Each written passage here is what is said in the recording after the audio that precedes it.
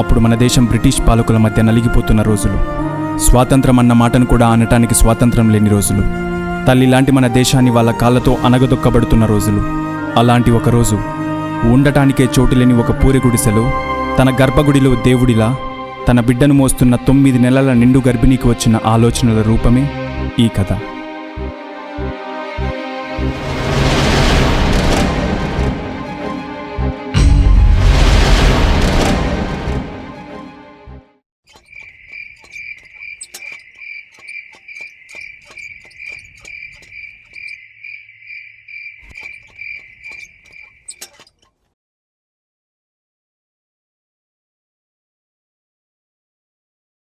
ఏంటే పని దగ్గర కుడు కూడా పంపలేదు?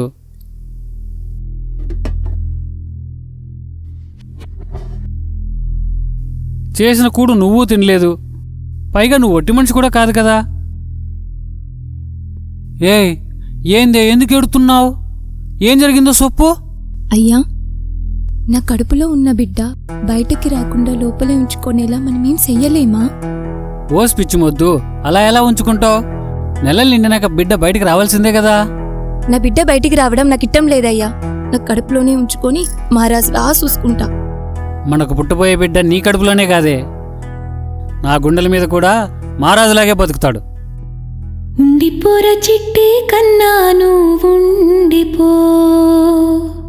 ఇప్పుడు ఏమైందని అంతగా దిగాలు పడుతున్నావు? ఉండిపోర చిట్టి నాన్నాను ఉండిపో. నీకేమైనా మతి సెడినాదా ఏంది? ఈ తల్లి గుండెకెంత గుబులవుతుందో, తెగిపోని బానిస సంకెళ్లను తలచి.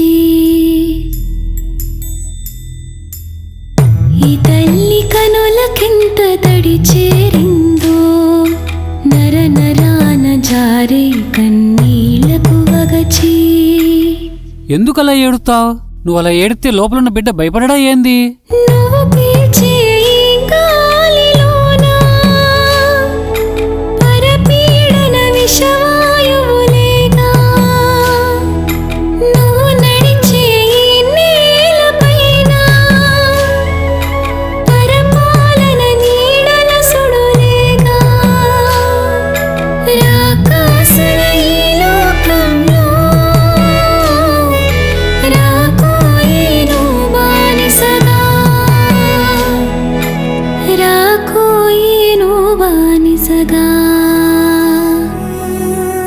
ఉండిపోర చిట్టి కన్నాను ఉండిపో. సొప్తుంటే అర్థం కాదా నీకు? ఇందాక మంత్రసాని కనపడి రేపో మాపో నీకు పురుడు పోయొచ్చు అని సొప్పింది. అయినా నువ్వు రావద్దు రావద్దు అంటే బయటికి రాకుండా ఆగుతాడా ఏంది? ఆగుతాడయ్యా, ఆగుతాడు. నా బిడ్డ నా మాట అయినాడా ఏంది? అయినా ఏముందని బయటికి రావాలయ్యా? బిడ్డలొద్దంటే ఇంటివా? ఇప్పుడు నా బిడ్డ బయటకొచ్చి తలెత్తుకొని నడవగలడా? తరుచుకున్న పని చెయ్యగలడా?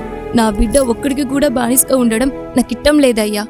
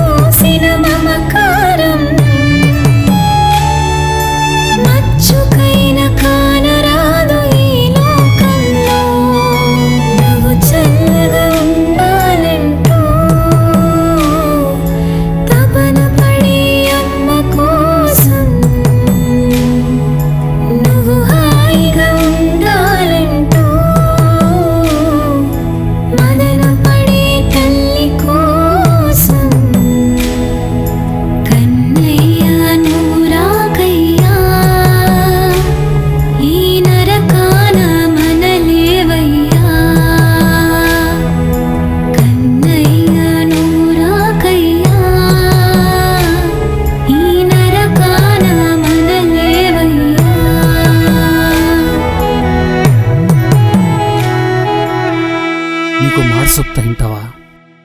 ఇన్నాళ్ళు నన్నందరూ ఏరా పెండ్లై ఇన్నేళ్ళైంది కదా, నువ్వెప్పుడు తండ్రి అవుతావురా అని ఎగతాళి చేసేవాళ్ళు.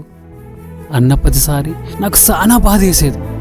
నేను తండ్రిని అవ్వలేకపోతున్నందుకు కాదు, తల్లి లాంటి నా దేశానికి ఒక బిడ్డను కూడా ఇవ్వలేకపోతున్నానే అని.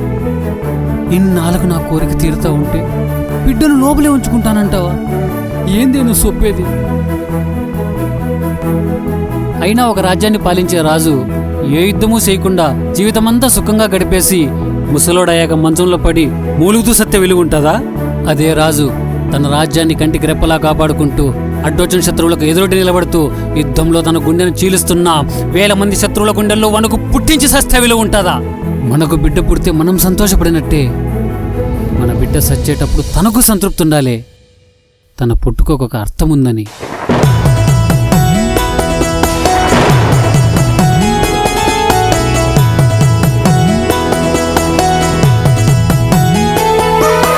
రావయ్య రావయ్య సూర్యుడై రావయ్య, రావయ్య రావయ్య జ్వాలగ చెలరేగయ్య. ఈ నేల ఈ గాలి ఈ జాతి చూస్తున్నవి, ప్రతి ఊపిరి నీ కోసమే ఊయలగా ఊగుతోంది. తరతరాల తలరాతలు నీ రాకతో మారాలి, తెల్ల దొరల పాలనకు తెర నివేదించాలి. రావయ్య రావయ్య సూర్యుడై రావయ్య.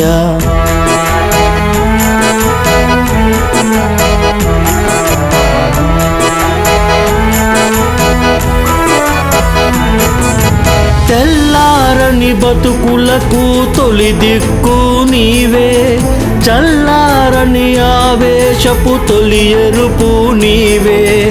అలు పెరుగని అల్లూరి అమ్ముల పొది నీవే, ఆరిపోని భగజ్జగతి ఆశయము నీవే. ఆగకురా ఆగకురా ఆలసించవద్దురా, ఎగజిమ్మే ఉప్పెనలా పోటెత్తి కదలిరా. ఎగజిమ్మే ఉప్పెనలా పోటెత్తి కదలిరా.